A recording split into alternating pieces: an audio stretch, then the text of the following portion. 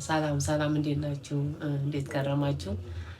እንግዲህ ዛሬም ያው እንደተለመደው በዚሁ በኤችአይቪ ዙሪያ ላይ ባሉ ሁኔታዎች ተመልሼ መጥቻለሁ። ከዚህ ፊትም ብዙ አውርተናል። በተለይ ከኤችአይቪ ጋር ተያይዞ ስለ መድኃኒት አወሳሰድ ምርመራዎችን በማድረጋችን ያለው ጥቅም ምርመራው ጋር ሳናረግ ቫይረሱ ከኛ ጋር ሲቆይ የሚያመጣቸውን ኮምፕሊኬሽን በጣም ብዙ ነገሮች ተነጋግረናል። በዚህ እንደገና ደግሞ ኤችአይቪን በተመለከተ መድኃኒት እየወሰዱ ኤችአይቪ ኤድስ ዌስቲንግ ሲንድረም ወይ ደግሞ መድኃኒት እየወሰዱ ኪሎ መቀነስ ሲሪየስ የሆነ ኪሎ መቀነስ ምክንያቶቹ በምን ማገገም እንደምንችል መድኃኒታችን እንዴት በአግባብ መውሰድ እንደምንችል በእንደዚህ አይነት ነገሮች እንግዲህ ብዙ ተወያይተናል። ሰላም እንዴት ናችሁ? እንግዲህ ዛሬም ተመልሼ መጥቻለሁ።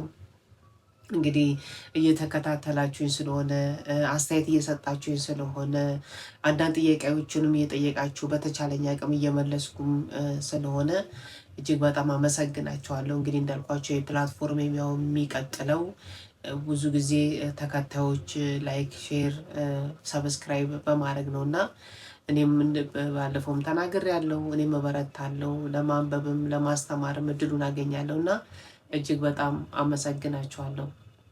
እንግዲህ ዛሬ የመጣሁትኝ ከኤችአይቪ ኤድስ ጋር ኪሎ መጨመር ኤችአይቪ ኤድስ ላይ ኪሎ መጨመር በዋነኝነት ይሄ የኤችአይቪ ኤድስ ሲዲ4 ቻሌንጆችን ተወጥተናል ማለት ነው። ማለት እንግዲህ ሲዲ4ችን መጨመሩን ሲዲ4ችን ጥሩ ሁኔታ ላይ መድረሱን አንዱ የማሳያ መንገድ ነው በአንድ በኩል ደግሞ እንግዲህ ኪሎችን መጨመር ደግሞ ሌላ ራሱን የቻለ ችግር ነው ማለት ነው። በተለይ ኪሎችን በጣም የሚጋነን በጣም የሚጨምር ከሆነ መድኃኒት ከጀመርን በኋላ በጣም የተለየ ኪሎ አጨማመሮች ላይ ካለን እንደዚህ አይነት እንግዲህ ምንድን ነው ያንን የሲዲ4 ቻሌንጅ ማሸነፋችን ብቻ ሳይሆን ነገ ይዞ የሚመጣቸውም ነገሮች ስላሉ እንደዚህ አይነት ነገሮች ላይ ትኩረት መስጠትና ኪሎአችንን መከታተል የኛ ሁኔታ እኛም እንግዲህ ሲሪየስ የሆነ እይታ ያስፈልገናል ማለት ነው። እንግዲህ ዛሬ በዋነኝነት እንግዲህ ዛሬ በዓለም ላይ ከሚተላለፉ ህመሞች ላይ በአሁኑ ሰዓት ከኪሎ መጨመር ጋር ተያይዞ ኤችአይቪ 3ኛን ደረጃ ይዟል ማለት ነው። ኤችአይቪን ኪሎ ከመጨመር ጋር ተያይዞ ገዳይ ከሚባሉ ተላላፊ በሽታዎች በ3ኛነት ደረጃ አሁን እየመራ ሊድ እያደረገ ነው ማለት። ይሄ ማለት ኤችአይቪ እርሱ ሳይሆን ኪሎችን በመጨመሩ ይዞ የሚመጣው ሌላ ኮምፕሊኬሽኖች ናቸው ማለት ነው። ይታወቃል ቢሉ እንግዲህ ኪሎ ስንጨምር ለደም ግፊት፣ ለስኳር፣ ለተለያዩ ህመሞች የምንጋለጥባቸው ሁኔታዎች እንዳሉ ሆነው ሌላው ደግሞ ምንድነው የምንወስደውን እንግዲህ የኤችአይቪ መድኃኒት ባዮአቬይላቢሊቲውን ኢፊካንሲውን እነዚህ በፕላዝማ ውስጥ የሚቆይበትን ታይም እነዚህ ነገሮች ሁሉ እንግዲህ ኢፌክት ያመጣል ማለት ነው። እንግዲህ እነዚህ ወደፊት እንግዲህ ከኤችአይቪ ኤድስ መድኃኒቶች ጋር በተያያዘ በጣም ዲቴይሊ በሰፊው የምናወራበት የምንወያይበት ጥያቄም ካላችሁ እየጠየቃችሁ የምትቆዩበት ሁኔታ እንደሚኖር አምናለሁ። በተለይ በፊት የነበሩ ድረጎች ይታወቃሉ እንደ ቴኖቨርን የሚባሉ ድረጎች። እነዚህ ድረጎች የዛን ጊዜ ያመጡ የነበሩት እንግዲህ በጣም የተጋነነ ኪሎ ኖርማል ያልሆነ ውፍረት ያመጡ የነበሩ መድኃኒቶች ነበሩ። ዛሬ ግን እነሱ ወጥተዋል። ቴኖቨርን ወጥቶ እንደ ዲቲጂ የሚባሉ መድኃኒቶች ተተክቷል።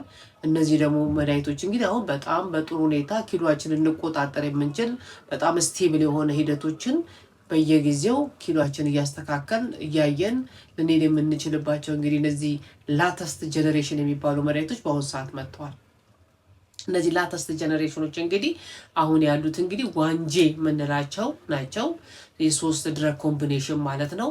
በተለይ ዲቲጂ የምንለው ሌስ የሆነ የምግብ ፍላጎትን ስለሚቀንስ ያ መድኃኒታው ምንድነው በመብላት የሚመጡ የኪሎ መጨመሮች ላይ ራሱን ችሎ እንግዲህ ጥሩ ሂደቶች ይኖሩናል ማለት ነው። ማለት የተጋነነ የመብላት ፍላጎታችን አይኖርም ማለት ነው። በፊት የነበሩ ግን መድኃኒቶች በተለይ እንደ ቲኖቪሪን የምንላቸው መድኃኒቶች በጣም ኮንሱምሽን ይጨምሩ ነበር፣ በጣም የመብላት ፍላጎታችን ይጨምሩ ነበር እና በመብላት የሚመጡ ውፍረቶች ብዙ ችግሮችን ይዘው ይመጡ ነበረ። አሁን ግን ኦልሞስት ይሄ ላተስት ጀኔሬሽን የሚባለው መድኃኒት በጣም ጥሩ ሁኔታ ነው። በቀን አንድ የሚወሰዱ ናቸው። ዋንጄ ነው። ብዙ ጊዜም ስትመጡ መድኃኒቱን ስትወስዱ መረጃዎቹን የምታገኙበት ሁኔታዎች ባሉበት ሁኔታ ላይ ነው ያለ ነው።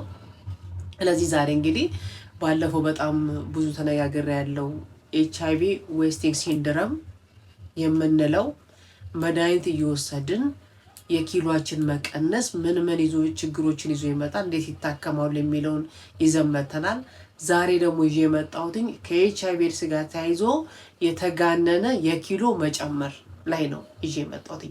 የተጋነነ የኪሎ መጨመር ራሱን የቻለ ችግር ነው ማለት ነው። መክሳት ሌላ ችግር ነው። በጣም የተጋነነ መክሳት በጣም ችግር ነው። በጣም ደግሞ የተጋነነ ኪሎ መጨመር ደግሞ ራሱን የቻለ ችግር ነው።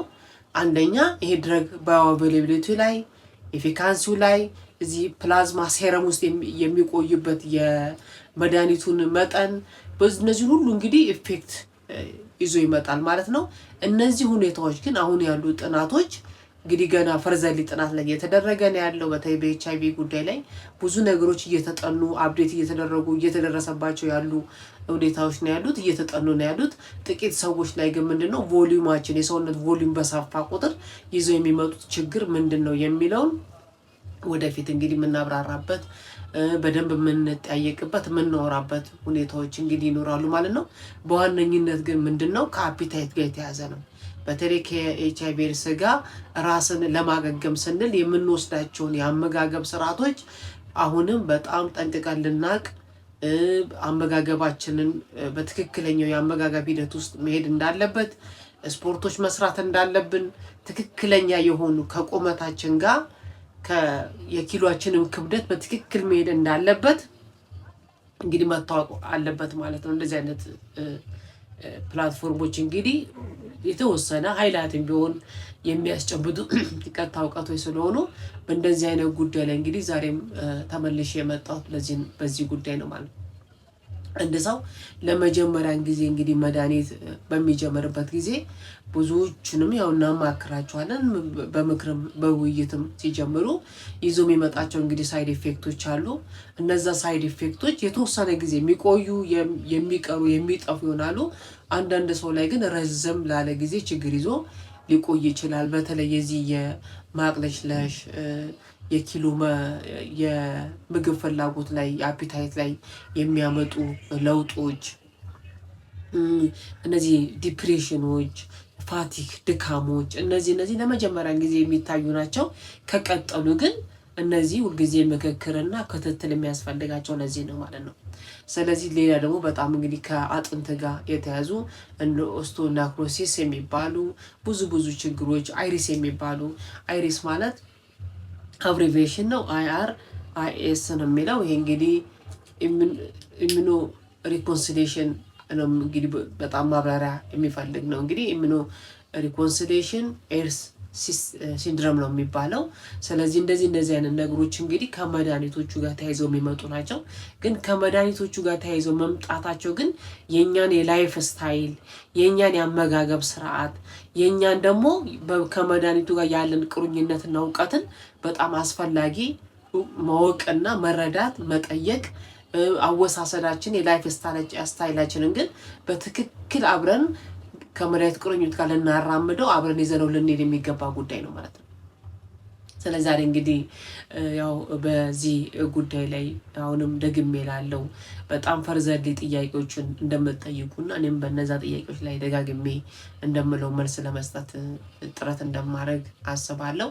ስለዚህ ዛሬ ያለኝ እንግዲህ በኤችአይቪ ኤድስ ጉዳይ ላይ እነዚህን ይመስላሉ። ከዛ ጋር ደግሞ ተጓዳኝነት ያላቸው ከኤችአይቪ ኤድስ ጋር በጣም ቲፒካል የሆነ ሳይድ ሲምፕተም ያለው አንዱ የአባላዘር ህመም ምልክቶች ናቸው። በተለይ ያልተመረመረ ሰው፣ ራሱን ያላወቀ ሰው እንደዚህ አይነት ምልክቶች ተደጋጋሚ እየታየ የሚታዩባቸው ሰዎች ራሳቸውን ቢመረመሩ ቀድሞ ራሳቸውን ቢያውቁ ከብዙ ጉዳቶች እንግዲህ ራሳቸውን ያድናሉ ማለት ነው።